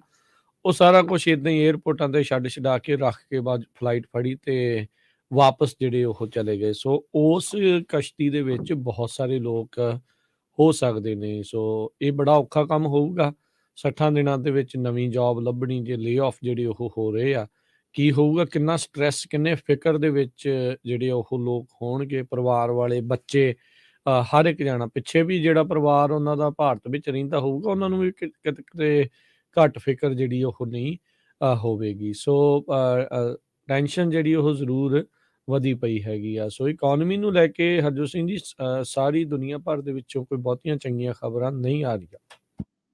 ਯੂਕੇ ਵੀ ਕਹਿੰਦੇ ਰਿਸੈਸ਼ਨ ਵੱਲ ਨੂੰ ਵੱਧ ਰਿਹਾ ਆ। ਉਹਨਾਂ ਦਾ ਜਿਹੜਾ ਤੀਜੀ ਕੁਆਟਰ ਦੀ ਇਕੋਨਮੀ ਆ, ਉਹ 0.2% ਜਿਹੜੀ ਉਹ ਸੁੰਗੜੀ ਹੈਗੀ ਆ। ਸੋ 2022 ਦੇ ਵਿੱਚ ਕਹਿੰਦੇ ਵੀ ਇਹ ਸਟਾਰਟ ਆਫ ਲੌਂਗ ਰਿਸੈਸ਼ਨ ਵੱਲ ਨੂੰ ਜਿਹੜਾ ਉਹ ਗਏ ਹੈਗੇ ਆ। ਕਹਿੰਦੇ ਵੀ ਥਰਡ ਕੁਆਟਰ ਕੰਟਰੈਕਸ਼ਨ ਉਹਦਾ 0.5% ਤੋਂ ਘੱਟ ਰਹੀ ਆ। ਤੇ ਬੈਂਕ ਆਫ ਇੰਗਲੈਂਡ ਜਿਹੜਾ ਉੱਥੇ ਦਾ, ਉਹਨਾਂ ਨੇ ਪਿਛਲੇ ਹਫਤੇ ਵੀ ਫੋਰਕਾਸਟ ਕੀਤਾ ਸੀਗਾ ਵੀ ਲੌਂਗੈਸਟ ਰਿਸੈਸ਼ਨ ਜਦੋਂ ਤੋਂ ਅਸੀਂ ਰੈਕਡ ਰੱਖ ਰਹੇ ਹਾਂ, ਉਹ ਸ਼ੁਰੂ ਜਿਹੜੀ ਉਹ ਹੋਣ ਜਾ ਰਹੀ ਹੈ। ਬ੍ਰੈਕਸਿਟ ਕਰਕੇ ਇੰਗਲੈਂਡ ਨੂੰ ਪਹਿਲਾਂ ਹੀ ਬਹੁਤ ਨੁਕਸਾਨ ਜਿਹੜਾ ਉਹ ਝੱਲਣਾ ਪਿਆ ਹੈਗਾ ਆ। ਬਹੁਤ ਸਾਰੇ ਲੋਕਾਂ ਦੀਆਂ ਜੌਬਾਂ ਗਈਆਂ, ਦੂਜੇ ਮੁਲਕਾਂ 'ਚ ਜਾ ਕੇ ਕੰਮ ਨਹੀਂ ਕਰ ਸਕਦੇ, ਜਾਂ ਉਹਨਾਂ ਨੂੰ ਬੜੀਆਂ ਮੁਸ਼ਕਲਾਂ ਜਿਹੜੀਆਂ ਉਹ ਆ ਰਹੀਆਂ ਆ। ਤੇ ਹੁਣ ਇੱਥੇ ਐਨਰਜੀ ਪ੍ਰਾਈਸਿਸ ਦਾ ਵਧਣਾ, ਉਹ ਸਾਰੀਆਂ ਚੀਜ਼ਾਂ ਦਾ ਜਿਹੜਾ ਹੋਣਾ ਆ, ਉੱਥੇ ਦਿੱਕਤ ਜਿਹੜੀ ਉਹਨਾਂ ਨੂੰ ਜ਼ਰੂਰ ਆ ਰਹੀ ਆ। ਜਿਹੜੀ ਇੰਡਸਟਰੀ ਦੇ ਲੋਕਾਂ ਨੂੰ ਲੈ ਕੇ ਆਪਾਂ ਹਰਜੋਤ ਸਿੰਘ ਜੀ ਬੇ ਏਰੀਆ ਵਾਲਿਆਂ ਦੀ ਤੁਸੀਂ ਗੱਲ ਕਰ ਰਹੇ ਹਾਂ, ਹਾਊਸਿੰਗ ਮਾਰਕੀਟ ਦੇ ਵਿੱਚ ਕਿਤੇ ਨਾ ਕਿਤੇ ਕਹਿ ਲਓ ਵੀ ਇੰਨਾ ਜਿਹੜੀ ਹੌਟਨੈਸ ਆਈ ਸੀਗੀ, ਅੱਗ ਜਿਹੜੀ ਉਹ ਲੱਗੀ ਸੀ, ਉਹ ਵਿੱਚ ਇਹ ਇੰਡਸਟਰੀ ਵਾਲੇ ਲੋਕ ਵੀ ਵੱਡੇ ਪੱਧਰ ਤੇ ਜ਼ਿੰਮੇਵਾਰ ਸੀਗੇ। ਜਿਹੜੇ 15-15 ਲੱਖ ਵਾਲੀ ਘਰ 24-24 ਲੱਖ 'ਚ ਰਹਿੰਦੇ ਸੀਗੇ, ਉਦੋਂ ਸਾਰਿਆਂ ਨੂੰ ਇਹ ਲੱਗ ਰਿਹਾ ਸੀਗਾ ਵੀ ਭਾਈ ਜਿਸ ਹਿਸਾਬ ਦੇ ਨਾਲ ਇਕੋਨਮੀ ਹੁਣ ਚੱਲ ਰਹੀ ਆ, ਇਹ ਤਾਂ ਬਸ ਬੱਲੇ-ਬੱਲੇ ਹੀ ਆ, ਇਹ ਥੱਲੇ ਨੂੰ ਕਦੀ ਜਿਹੜੀ ਉਹ ਆ ਨਹੀਂ ਸਕਦੀ। ਤੇ ਅੱਜ ਉਹੀ ਜਿਹੜੀਆਂ ਹੱਥਾਂ ਨਾਲ ਦਿੱਤੀਆਂ ਗੰਢਾਂ ਆ, ਉਹ ਦੰਦਾਂ ਨਾਲ ਵੀ ਖੁੱਲ੍ਹਣ ਨਹੀਂ ਦਈਆਂ। ਸੋ ਇਹ ਬੜੀ ਮੁਸ਼ਕਲ ਆਣ ਪਈ ਹੈਗੀ ਆ। ਤੇ ਇਹ ਦੇਖਣਾ ਹੋਊਗਾ ਵੀ ਇਕੋਨਮੀ ਨੂੰ ਲੈ ਕੇ ਕਿੱਦਾਂ ਦੀ ਜਿਹੜੀ ਚਰਚਾ ਜਿਹੜੀ ਉਹ ਚੱਲਦੀ ਆ। ਆਪਾਂ ਬਹੁਤ ਚਿਰ ਤੋਂ ਆਪਣੇ ਜਿੰਨੇ ਵੀ ਸਰੋਤੇ ਆ, ਦਰਸ਼ਕ ਆ, ਉਹਨਾਂ ਨੂੰ ਇਹੀ ਕਹਿੰਦੇ ਆਏ ਆ ਵੀ ਇਕੋਨਮੀ ਨੂੰ ਲੈ ਕੇ ਕਦੀ ਵੀ ਆਪਣੀ ਚਾਦਰ ਤੋਂ ਬਾਹਰ ਤਾਂ ਪੈਰ ਪਸਾਰਨਾ ਹੀ ਨਹੀਂ, ਚਾਹੇ ਇਕੋਨਮੀ ਜਿੰਨੀ ਚੰਗੀ ਜਿਹੜੀ ਉਹ ਚੱਲ ਰਹੀ ਹੋਵੇ ਉਹਦੇ ਵਿੱਚ ਵੀ। ਤੇ ਭਾਈ ਹੁਣ ਤਾਂ ਇਹ ਆ ਵੀ ਸੇਵਿੰਗ ਵੱਲ ਨੂੰ ਜਿਹੜਾ ਉਹ ਧਿਆਨ ਰੱਖੋ, ਕਿੱਥੇ ਤੁਸੀਂ ਕੱਟਸ ਲਾ ਕੇ ਆਪਣੇ ਆਪ ਨੂੰ ਬਚਾ ਕੇ ਰੱਖ ਸਕਦੇ ਆ।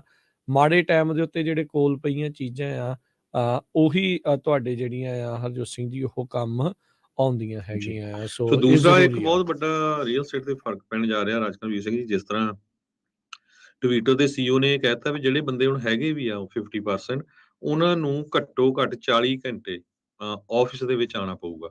ਸੋ ਬਹੁਤ ਸਾਰੇ ਲੋਕ ਪਿਛਲੇ 2 ਸਾਲਾਂ ਦੇ ਦੌਰਾਨ ਕੋਈ ਦੂਰ ਮੂਵ ਹੋ ਗਏ, ਹੋਰ ਸਟੇਟਾਂ 'ਚ ਮੂਵ ਹੋ ਗਏ, ਵੀ ਘਰੋਂ ਹੀ ਆਪਾਂ ਕੰਮ ਕਰੀ ਜਾਣਾ।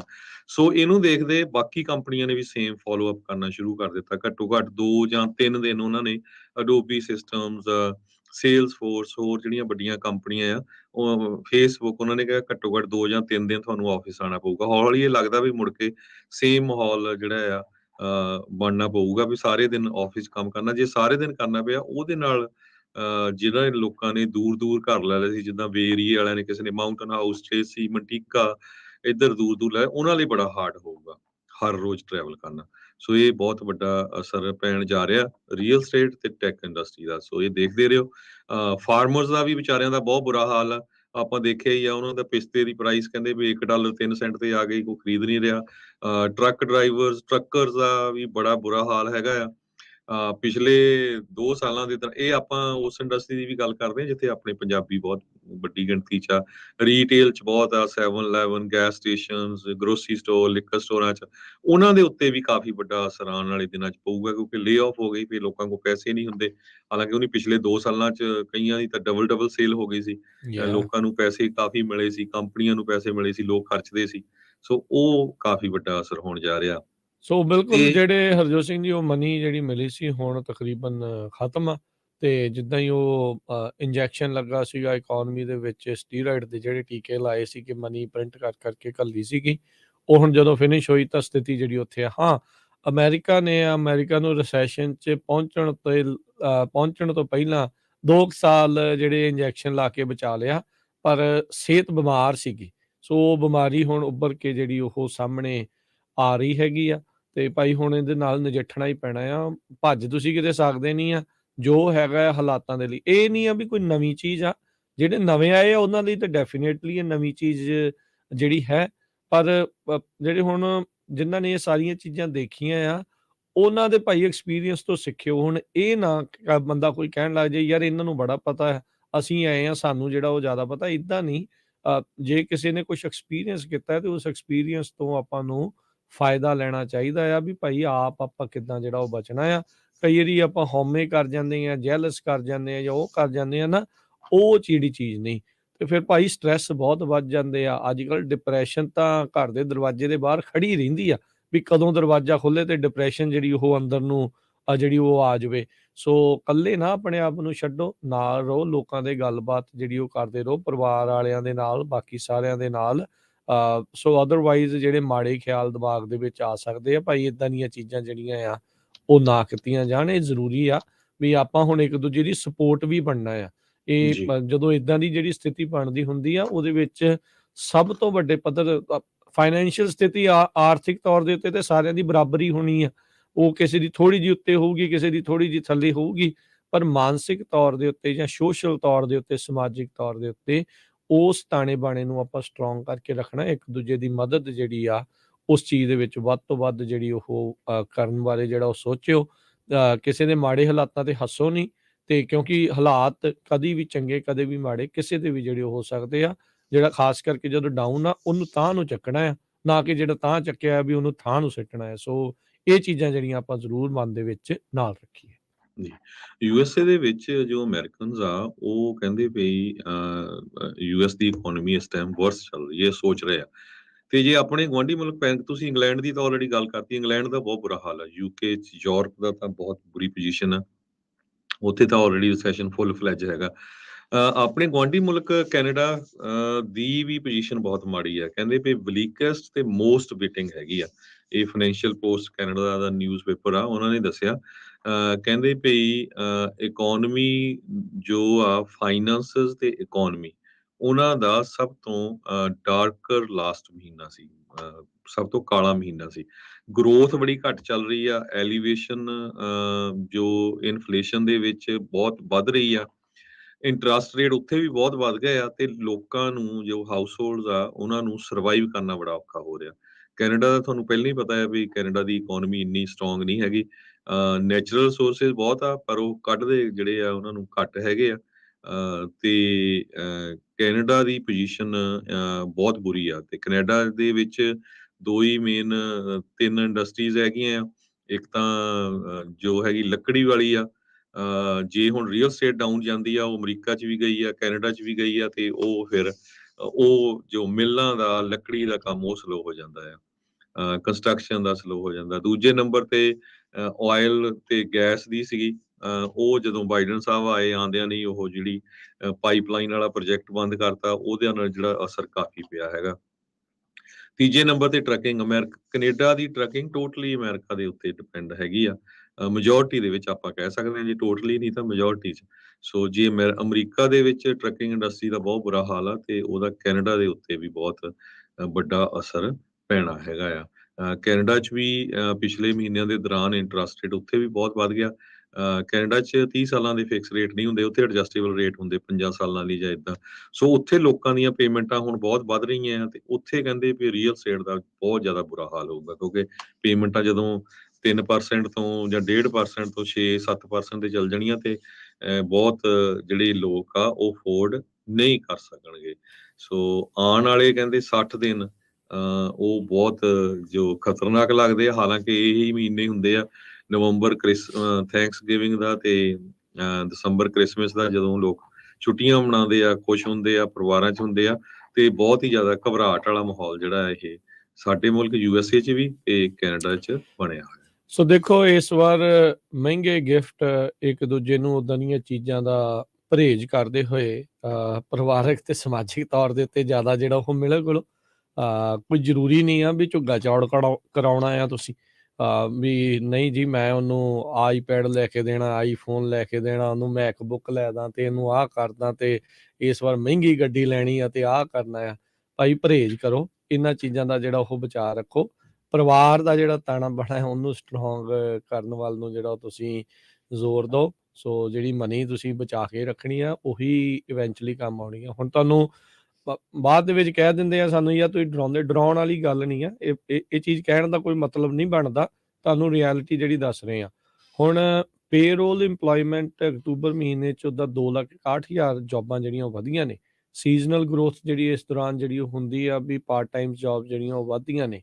ਪਰ ਉਸ ਦੇ ਨਾਲ ਅਨਇੰਪਲੋਇਮੈਂਟ ਰੇਟ ਵੱਧ ਗਿਆ 3.5% ਤੋਂ ਅਨਇੰਪਲੋਇਮੈਂਟ ਰੇਟ 3.7%। ਸੋ ਜਿਹੜੀ ਆਪਾਂ ਲੇਆਫਸ ਦੀ ਚਰਚਾ ਜਿਹੜੀ ਉਹ ਕਰਦੇ ਆ ਨਾ ਉਹ ਇਹਨਾਂ ਨੰਬਰਸ ਦੇ ਵਿੱਚ ਆਪਾਂ ਨੂੰ ਦਿਸਣੀ ਜਿਹੜੀ ਉਹ ਸ਼ੁਰੂ ਹੋ ਰਹੀ ਆ। ਨਵੰਬਰ ਮਹੀਨੇ 'ਚ ਓਵਰਆਲ ਐਂਡ ਤੱਕ ਕੀ ਜਿਹੜੀ ਸਥਿਤੀ ਜਿਹੜੀ ਉਹ ਰਹਿਣੀ ਆ ਉਹ ਤੁਹਾਨੂੰ ਜਿਹੜਾ ਉਹ ਦੇਖਣਾ ਪੈਣਾ ਆ। ਸੋ ਚਾਦਰ ਦੇਖ ਕੇ ਪੈਰ ਪਸਾਰਨਾ ਤੇ ਚਾਦਰ ਦੇ ਬਾਰਡਰ ਤੇ ਵੀ ਨਹੀਂ ਜਾਣਾ, ਉਰੇ ਰਹਿਣਾ। ਇਹ ਜਿਹੜਾ ਤੁਸੀਂ ਹਿਸਾਬ ਦੇ ਨਾਲ ਜਿਹੜਾ ਉਹ ਤੁਸੀਂ ਚੱਲੋ। ਬਾਕੀ ਇਹ ਚਲੋ ਅਪੀਲ ਆ, ਬੇਨਤੀ ਆ, ਮੰਨਣਾ ਨਹੀਂ ਮੰਨਣਾ ਉਹ ਤੁਹਾਡੀ ਆਪਣੀ ਹਿਸਾਬ ਦੇ ਨਾਲ ਆ। ਤੇ ਪਰ ਜੋ ਰੀਅਲ ਸਥਿਤੀ ਚੱਲ ਰਹੀ ਹੈਗੀ ਆ ਉਹ ਤੁਹਾਨੂੰ ਆਪਾਂ ਰੈਗੂਲਰਲੀ ਜਿਹੜਾ ਉਹ ਦੱਸਦੇ ਸੋ ਇਹ ਵੀ ਦੱਸਦੇ ਜੀ ਅਸੀਂ ਕੋਈ ਆਪਣੇ ਕੋਲੋਂ ਨਹੀਂ ਦੱਸਦੇ, ਜਿੰਨੇ ਵੀ ਮੇਜਰ ਆਊਟਲੈਟਸ ਹੈਗੇ ਨਿਊਯਾਰਕ ਨਹੀਂ ਇਹ ਤਾਂ ਬਿਊਰੋ ਆਫ ਲੇਬਰ ਸਟੈਟਿਸਟਿਕਸ ਦੇ ਨੰਬਰ ਨੇ। ਸੋ ਉਹਨਾਂ ਦੀ ਅਸੀਂ ਆਪਣੇ ਕੋਲੋਂ ਕਦੇ ਵੀ ਕੋਈ ਨਿਊਜ਼ ਬਣਾ ਕੇ ਨਹੀਂ ਦਿੰਦੇ, ਉਹੀ ਆਪਾਂ ਤੁਹਾਡੇ ਨਾਲ ਸਾਂਝੀ ਕਰਦੇ ਹੈਗੇ। ਤੇ ਜਾਣ ਤੋਂ ਪਹਿਲਾਂ ਇੱਕ ਵਾਰੀ ਫੇਰ ਦੱਸਦੇ ਜਾਈਏ ਬੇਕਰਸਫੀਲਡ ਨਗਰ ਕੀਰਤਨ ਇਸ ਵੀਕਐਂਡ ਹੈਗਾ ਆ ਐਤਵਾਰ ਨੂੰ। ਤੇ ਆਪਣੀ ਪੰਜਾਬੀ ਰੇਡੀਓ ਯੂਐਸਏ ਦੀ ਟੀਮ ਬਹੁਤੀ ਪੂਰੀ ਦੀ ਪੂਰੀ ਲਗਭਗ ਉੱਥੇ ਪਹੁੰਚੀ ਹੋਊਗੀ। ਤੇ ਜਰੂਰ ਸਾਡੇ ਬੂਥ ਤੇ ਆਇਓ, ਵੀ ਮਿਲ ਕੇ ਵੀ ਜਾਇਓ। ਤੇ ਤੁਸੀਂ ਰੇਡੀਓ ਸੈਟਸ ਵੀ ਉੱਥੇ ਲੋਕਲ ਰੇਡੀਓ ਸੈਟਸ ਜਿਹੜੀ AM ਸਟੇਸ਼ਨ ਦੇ ਤੇ ਨਾਲ ਦੀ ਨਾਲ ਇੰਟਰਨੈਟ ਰੇਡੀਓ ਸੈਟਸ ਵੀ ਲੈ ਸਕਦੇ ਆ। ਇਸੇ ਤਰ੍ਹਾਂ ਇਸ ਵੀਕਐਂਡ ਦੇ ਦੌਰਾਨ ਮੰਟੀਕੇ ਦੇ ਵਿੱਚ ਵੀ ਨਗਰ ਕੀਰਤਨ ਹੈਗਾ, ਉੱਥੇ ਤਰਸੇਮ ਸਿੰਘ ਮੋਰਾਂ ਵਾਲੀ ਵੀ ਜਿਹੜਾ ਢਾਡੀ ਜਥਾ ਆ ਉਹ ਪਹੁੰਚਿਆ ਹੋਇਆ ਆ। ਬਾਕੀ ਜੁਬਾ ਸਿਟੀ ਨਗਰ ਕੀਰਤਨ ਦੇ ਸੰਬੰਧ ਦੇ ਵਿੱਚ ਜਿਹੜੇ ਸਰੋਤੇ ਉੱਥੇ ਗਏ ਵੀ ਸੀ, ਕਿਉਂਕਿ ਨਗਰ ਕੀਰਤਨ ਬਹੁਤ ਵੱਡਾ ਸੀ ਇਸ ਵਾਰੀ, ਬਹੁਤ ਵੱਡੀ ਗਿਣਤੀ ਦੇ ਵਿੱਚ ਰਿਕਾਰਡ ਤੋੜ ਇਕੱਠ ਸੀ। ਸਾਰੇ ਪ੍ਰੋਗਰਾਮ ਉੱਥੇ ਨਹੀਂ ਦੇਖੇ ਹੋਣੇ। ਤੇ ਪੰਜਾਬੀ ਰੇਡੀਓ ਯੂਐਸਏ ਦੇ YouTube ਦੇ ਉੱਤੇ ਬਹੁਤ ਹੀ ਜ਼ਿਆਦਾ ਜੋ ਮੇਰੇ ਖਿਆਲ ਨਾਲ 40 ਘੰਟੇ ਦਾ 35-40 ਘੰਟੇ ਦੇ ਪ੍ਰੋਗਰਾਮ ਵੱਖ-ਵੱਖ YouTubes ਹੈਗੀਆਂ, ਜਰੂਰ ਦੇਖਿਓ। 1800 ਦੇ ਕਰੀਬ ਪਿਕਚਰਸ ਹੈਗੀਆਂ ਜਿਹੜੀਆਂ ਸਾਡੇ ਬੂਥ 'ਚ ਆ ਕੇ ਸਰੋਤਿਆਂ ਨੇ ਸਾਡੇ ਨਾਲ ਖਿਚਾਈਆਂ, ਜਾਂ ਹੋਰ ਜਿਹੜੇ ਉੱਥੇ ਬੂਥ ਲੱਗੇ ਹੋ ਸੀ ਉਹ ਵੀ ਆਪਾਂ ਅਪਲੋਡ ਕਰ ਦਿੱਤੀਆਂ ਆ। ਉਹ ਤੁਸੀਂ ਪੰਜਾਬੀ ਰੇਡੀਓ ਯੂਐਸਏ ਦੀ Facebook ਤੇ ਜਾ ਕੇ ਦੇਖ ਸਕਦੇ ਹੋ। ਜੀ ਬਿਲਕੁਲ। ਸੋ ਇੱਥੇ ਹੀ ਹੁਣ ਆਪਾਂ ਇਜਾਜ਼ਤ ਲੈਂਦੇ ਆ ਤੇ ਇਸ ਤੋਂ ਬਾਅਦ ਪ੍ਰੋਗਰਾਮ ਆਤਮਿਕ ਆਨੰਦ, ਫਿਰ 11 ਵਜੇ ਪ੍ਰੋਗਰਾਮ ਨਜ਼ਰੀਆ ਤੇ 1 ਵਜੇ ਪ੍ਰੋਗਰਾਮ ਕੁਝ ਗੱਲਾਂ ਕੁਝ ਗੀਤ, ਤੇ 3 ਵਜੇ ਪ੍ਰੋਗਰਾਮ ਸਾਂਝੀ ਸਾਥ, 4 ਵਜੇ ਪ੍ਰੋਗਰਾਮ ਘਰ ਸੰਸਾਰ, 5:40 ਦੇ ਉੱਤੇ ਅਪਡੇਟ ਕੈਲੀਫੋਰਨੀਆ, 6 ਤੋਂ 8 ਵਜੇ ਤੱਕ ਗੁਰਬਾਣੀ ਦੇ ਸ਼ਾਮ ਦੇ ਦੀਵਾਨ, 8:30 ਵਜੇ ਪ੍ਰੋਗਰਾਮ ਦੀਪਕ ਸ਼ਰਮਾ ਹੋਣਾ ਦੇ ਨਾਲ ਖਬਰ ਤੇ ਨਜ਼ਰ ਜਿਹੜਾ ਆ ਉਹ ਲੈ ਕੇ ਹਾਜ਼ਰ ਹੋਵਾਂਗੇ। ਸੋ ਇਦਾਂ ਪੰਜਾਬੀ ਰੇਡੀਓ ਯੂਐਸਏ ਦੇ ਉੱਤੇ ਪ੍ਰੋਗਰਾਮ ਲਗਾਤਾਰ ਚੱਲਦੇ ਰਹਿਣਗੇ। ਜੁੜੇ ਰਹੋ ਪੰਜਾਬੀ ਰੇਡੀਓ ਯੂਐਸਏ ਦੇ ਨਾਲ। ਮਿਲਦੇ ਅਗਲੀ ਵਾਰ, ਉਦੋਂ ਤੱਕ ਲਈ ਮੇਰੇ ਰਾਜਕਨਵੀਰ ਸਿੰਘ ਵੱਲੋਂ ਤੇ ਹਰਜੋਤ ਸਿੰਘ ਵੱਲੋਂ ਸਭ ਨੂੰ ਪਿਆਰ ਭਰੀ ਸਤਿ ਸ਼੍ਰੀ ਅਕਾਲ। ਸੁਣਦੇ ਰਹੋ, ਦੇਖਦੇ ਰਹੋ ਪੰਜਾਬੀ ਰੇਡੀਓ ਯੂਐਸ।